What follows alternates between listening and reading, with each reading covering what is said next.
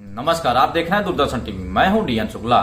योगी सरकार के सुशासन में गैंगवार, बलात्कार, नाबालिग युवती को बनाया दरिंदों ने शिकार। योगी जी से हम यही चाह रहे हैं कि हमको इंसाफ दिलाएं। कपिलवस्तु थाना क्षेत्र में एक युवती से दरिंदगी की सारी हदें बलात्कारी दरिंदों ने पार की।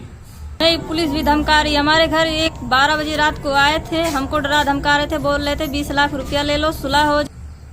पहले प्रेम में फंसाया, फिर शारीरिक संबंध बनाकर वीडियो अपने दोस्तों को दिया, फिर दोस्तों ने की दरिंदगी। कपिलवस्तु थाना। फिलहाल इस मामले में आज जन आक्रोश धरना प्रदर्शन करते हुए पीड़ित को न्याय दिलाने की मांग क्षेत्रीय जनता ने उठाई। तो क्या उम्मीद पुलिस पर लगा सकती हो कि ये लोग न्याय करेंगे आपको? नहीं। अब बजरंग दल एवं विश्व हिंदू परिषद के कार्यकर्ताओं ने 2 टूक चेतावनी देकर बलात्कारियों को गिरफ्तारी के बाद फांसी देने की मांग उठाई है। जल्द से 24 घंटे में कार्रवाई करे, नहीं तो हम लोगों का जब फरसा उठेगा तो उसके बाद जो घटना घटेगी उसका पूरा जिम्मेदार यहाँ के पुलिस अधीक्षक महोदय और यहाँ के डीएम महोदय को होगा। फिलहाल एएसपी ने क्या कहा, बने रहे दूरदर्शन टीवी के साथ। वरिष्ठ पत्रकार की रिपोर्ट सिद्धार्थनगर से। जैसा अक्सर देखा जा रहा है कि हिंदू लड़कियों के साथ इस तरीके की घटनाएं घट रही है, तो हिंदू संगठन पीछे क्यों जागता है? बिल्कुल नहीं पीछे जाता है।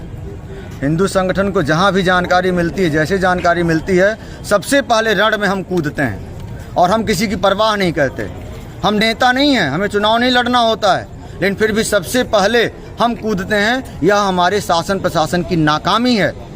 हम लोग आखिर अपने स्तर से जो भी करना होता है करते हैं। हाँ, कुछ चीज़ों की जानकारी जब देर में होती है तो उस पर कार्रवाई देर से हो पाती है। कपिलवस्तु घटना पे क्या कहेंगे आप? कपिलवस्तु घटना पे हमें 3 दिन पहले मामला संज्ञान में आया था मेरे, कि कुछ महीनों से एक बच्ची के साथ अन्याय हो रहा है, उसके साथ बलात्कार हो रहा है। 26 तारीख को इन लोगों ने तहरीर दिया, अभी तक कोई कार्रवाई नहीं हुई। हमने कप्तान साहब से फ़ोन से बात भी किया था, उन्होंने कहा कि वहाँ के एसओ को हटा दिया गया है।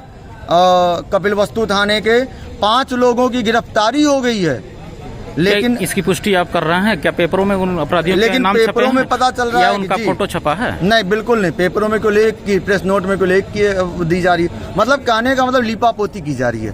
एसओ के द्वारा बच्ची को हड़काया जा रहा है। जब हमारे रक्षक ही भक्षक बन रहे हैं, क्या कर सकते हैं फिर? ऐसे एसएचओ को फिर वहाँ तैनाती दी गई है, जो हिंदू संगठनों के रथों को रोक दिया गया है। तो क्या उनसे उम्मीद, अभी बच्ची भी कह रही है कि उनसे मुझे कोई उम्मीद नहीं है कि हमें न्याय मिलेगा, तो क्या इस पर क्या कहेंगे आप? बिल्कुल, अगर ऐसे एसएचओ हैं वहाँ पे, तो हम आपके माध्यम से हमारे यशस्वी मुख्यमंत्री तक अपनी बात पहुँचाना चाहते हैं कि हमें कोई ऐसे कदम न उठाने पड़े जो असंवैधानिक हों। हमारे संगठन को ना इस तरह से उतरना पड़े, मजबूर ना करें कि फिर से यहाँ पे क्रांति आवे, क्योंकि बहुत हो रहा है। अगर पुलिस प्रशासन ही हमारा सहयोग नहीं करेगी, अगर हम योगी जी और माननीय मोदी जी के राज में अगर असुरक्षित हमारी बहन बेटियां रहेंगी, तो फिर हमारी मजबूरी हो जाएगी संघर्ष के लिए।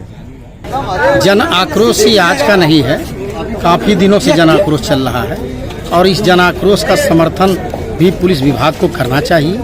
और पुलिस ने जैसे उत्तर प्रदेश के चारों भागों में, पूरा पश्चिम, उत्तर, दक्षिण, चारों दिशाओं में बुलडोजर की कार्रवाई की है, उससे हमारा जनपद ही एक अछूता है। और हमारे जनपद में अति पिछड़ा क्षेत्र है, गरीबों का क्षेत्र है और अशिक्षित क्षेत्र होने के नाते इस तरीके के घटनाएं अन्य थानों में लगभग, अगर रिकॉर्ड देखें, 50 घटनाएं हो चुकी हैं।